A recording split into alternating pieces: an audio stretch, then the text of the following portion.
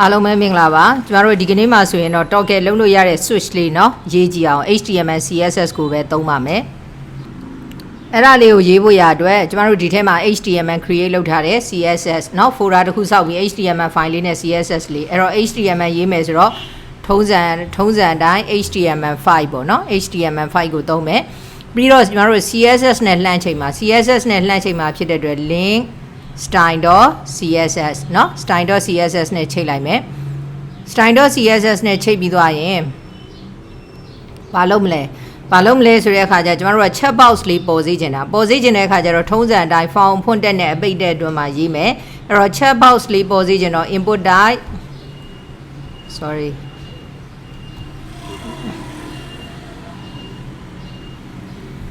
chat box เนาะအဲ့တော့သူ့ကိုကျမတို့ကနာမည်ပေးရမှာပေါ့သူ့ကိုနာမည်ပေးရမှာဆိုတော့ ID ပေးလိုက်မယ်ID က switch ပေါ့ပြီးရင်သူ့ကိုနာမည်ပေးလိုက်မယ် name ကိုဆိုကြပါစို့ဒါကွက်ကိုကြိုက်တာပေးပေါ့ခွင့်ပြုသလားမပြုဘူးလားပေါ့เนาะ permit သို့မဟုတ် accept reject စသဖြင့်လုပ်လို့ရပါတယ်ကဲဟုတ်ပြီအဲ့ဒါပြီးသွားလို့ရှိရင်ကျမတို့ကသူ့အတွက်စာလေးပေါ်ချင်တာဆိုတော့ label ဘယ်အတွက်လဲအပေါ်ကပေးခဲ့တဲ့ ID switch ဆိုရင်ဒီကောင်ဒီ switch အတွက်ပါလို့ရေးမယ်ဆိုရင် for ရဲ့နောက်ကနေအပေါ်မှာပေးခဲ့တဲ့ ID ဆိုတော့ swidch switch ပေါ့နော်အဲ့တော့ပေါ်ချင်တဲ့စာသားလေးကဘာပေါ်ချင်လဲ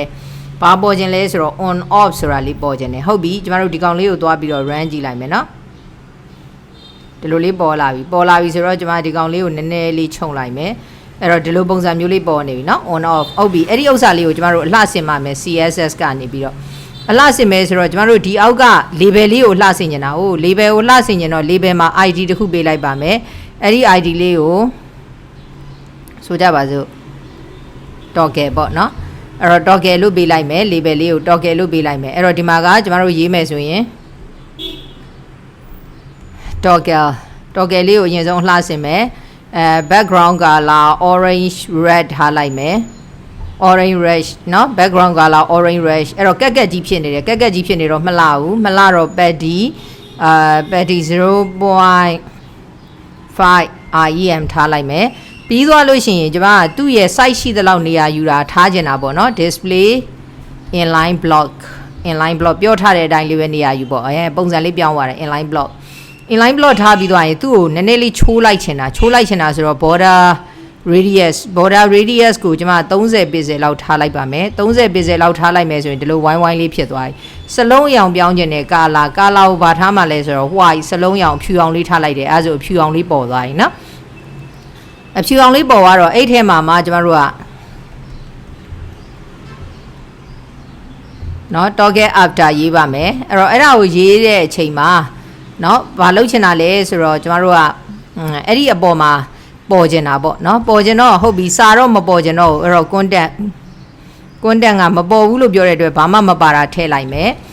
ပြီးသွားလို့ရှိရင်ဘာမှမပါတော့ width နဲ့ height ထားမှရမှာအဲ့တော့35 pixel ထားကြည့်လိုက်မယ်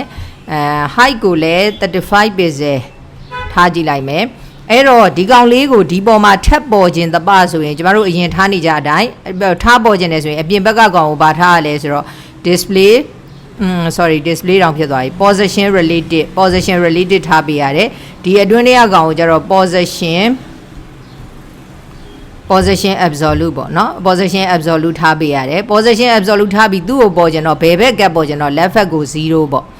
เนาะအပေါ်ဘက်လက်ကပေါ်ကျင်တော့ top ဘက်ကို0ဒီလိုလေးထားကြည့်လိုက်တယ်အဲ့ဒါဆိုလို့ရှိရင်ကျမတို့ color မထည့်ရသေးတော့ background color အဖြူအောင်လေးထားကြည့်လိုက်မယ်ဟောဒီမှာပေါ်သွားပြီဒါမှမဟုတ်ပိတ်ကြီးပေါ်နေတာမလှဘူးဆေးတော့ညှိကြတယ်နော်အဲ့တော့သူ့ကိုဝိုင်းလေးပေါ်ကျင်တော့ border radius အဲ့တော့တစ်ဝက်လုံးဝကိုဝိုင်းစက်နေကျင်တာဆိုတော့ 50% ထားလိုက်မယ်အဲ့ဆိုဒီမှာဝိုင်းလေးပေါ်သွားပြီအဲ့တော့ကျမကဘာလုပ်ချင်လဲဒါလေးကိုအမှန်ကြီးလေးချစ်လိုက်တာနဲ့ဒီ chat box လေးကိုချစ်လိုက်တာနဲ့ဒါလေးကဟိုဘက်ကိုရွေ့သွားကျင်တာအဲ့တော့ chat box လေးကိုနှိပ်လိုက်တာနဲ့ဆိုတော့ခုန input type chat box ရဲ့နာမည်ကိုကျမတို့ဘာပေးထားလဲဆိုတော့ switch လို့ပေးထားတယ်အဲ့တော့ switch ကိုဘာလုပ်လိုက်တာနဲ့တပြိုင်နက်ထဲလဲဆိုအမှန်ကြီးချစ်လိုက်တာနဲ့တပြိုင်နက်ထဲဆိုတော့ check လုပ်လိုက်တဲ့အချိန်เนาะ check လုပ်လိုက်တဲ့အချိန် toggle after ပေါ့เนาะ toggle after ဖြစ်နေတဲ့အချိန် အဲ့ဒီမှာဆိုလို့ toggle after ကိုပေါ့နော်ချက်လုပ်လိုက်တဲ့အချိန်မှာ toggle after ကိုဘာလုပ်ချင်တာလဲဆိုတော့ရွေးချင်တာဆိုတော့ left ဟိုဘက်ထိရွေးချင်တာခုန0ထားတာလေသူ့ရဲ့တနေရာစာရွေးချင်တာဆိုတော့သူ့ကို35ထားခဲ့တာဆိုတော့35 pixel ကျွန်တော်တို့စမ်းကြည့်ပါမယ်အမှန်ကြီးလေးကိုပြန်ဖြုတ်ကြည့်လိုက်ဒီဘက်ရောက်လာတယ်အမှန်ကြီးလေးချစ်လိုက်ဟိုဘက်ရောက်သွားတယ်ဟောဒီလိုပုံစံမျိုးလေးဖြစ်သွားတယ်နော်အဲ့တော့ကျွန်မကနည်းနည်းလေးထက်ရေးခြင်းသေးတာနော်ထက်ရေးခြင်းသေးတာမရွေးတဲ့ဒီပေါ့ဒီကောင်ကရွေးထားပြီးသွားတော့မလောက်ရသေးတဲ့အခြေအနေပေါ့နော်အဲ့ဒါဆိုလို့ရှိရင် background color ကို dark blue ပေါ့နော် dark blue လို့ပေးလိုက်မယ်အဲ့ဒါဆိုဒီမှာ dark blue လေးနော်ဖြုတ်လိုက်မယ်ဒီလိုပုံစံမျိုးလေးဒီလိုပုံစံမျိုးလေးเนาะ on ထားတဲ့ဆိုရင်ဒီအရောင် off ထားတဲ့ဆိုရင်ဒီအရောင်ဒီလိုမျိုးလေးဖြစ်သွားတာပေါ့เนาะအဲ့တော့အဲ့ဒါလေးကိုမှနည်းနည်း smooth ဖြစ်လေးလုပ်ချင်တာဆိုလို့ရှိရင်ကျမတို့transition ပေါ့ transition transition or 0.5 second လောက်ထားကြည့်လိုက်မယ်အဲ့ဒါဆိုလို့ရှိရင်နည်းနည်းလေးသူက smooth ဖြစ်လေးပြေးသွားတဲ့ပုံစံမျိုးလေးပေါက်သွားပြီဟုတ်ပြီဒီ chat box ကြီးမလိုချင်တော့ဘူး chat box ကြီးကမျက်စိထဲရှုပ်နေတယ်ဆိုတော့ chat box ကိုမလိုချင်တော့ဘူးဆိုတော့ကျမတို့ထားခဲ့တာ switch ဟုတ်ပါတယ်အဲ့တော့ switch မှာဆိုရင် display မပေါ်နဲ့တော့ဆိုတော့ none ပေါ့เนาะအဲ့တော့မပေါ်နဲ့တော့ဆိုတော့ none လို့ပေါ်လိုက်တယ်ဟုတ်ပြီကျမတို့ရပြီအဲ့တော့ဒီကောင်လေးကိုသွားလှုပ်ကြည့်မယ်ပြောင်းတယ်သွားနှိပ်ကြည့်မယ်ပြောင်းတယ်သွားနှိပ်ကြည့်မယ်ပြောင်းတယ်ဒါလေးကိုနှိပ်လိုက်လို့ရှိရင်ဘယ်လိုရမှာလဲ font ထဲမှာရော data ရသလားရပါတယ်ဥမာကျမတို့မရှိတဲ့ file ကိုခေါ်လိုက်ရင် error တော့တက်သွားမယ်เนาะဒါပေမဲ့လည်း error တက်စမ်းကြည့်အောင်အဲ့တော့ data ဘာပါသွားသလဲလို့မြင်နေတယ်ဆိုရင်ကျမတို့က method ကို get နဲ့စမ်းမှမြင်ရမှာဆိုတဲ့အတွက် get အဲ့တော့ဘာနှိပ်လိုက်တာနဲ့လဲဆို submit button ကိုနှိပ်လိုက်တာနဲ့ data တည်သွားခြင်းနဲ့ပေါ့နော် sorry data တည်သွားခြင်းနဲ့ဆိုတော့ကျမတို့ input type submit ပေါ့နော်ပေါ်ခြင်းတဲ့ value လေးက okay ဆိုကြပါစို့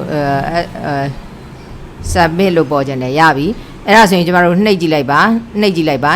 လို့ရှင်ဒီမှာ address bar မှာဘာပေါ်တယ်လဲပေါ့နော် address bar မှာဘာပေါ်တယ်လဲလို့သိချင်တယ်ဆိုရင်ဒီမှာဘာမှပါမလာဘူးဘာလို့ဆိုရွေးမထားလို့တကယ်လို့ကျမတို့ကဒီကောင်ကိုရွေးထားတယ် on ထားတယ်ဆို submit လုပ်လိုက်လို့ရှင်ဒီမှာ permit ခုနသူ့ရဲ့နာမည်ကို permit လို့ပြောခဲ့တော့ permit ရဲ့တန်ဖိုးဒီ on ဆိုပြီးတော့ပါလာမှာဒီ test.html ကတော့ရေးမထားတာဖြစ်တဲ့အတွက်ဒီမှာ 404 ပေါ့နော်ဒီ error ပြတာ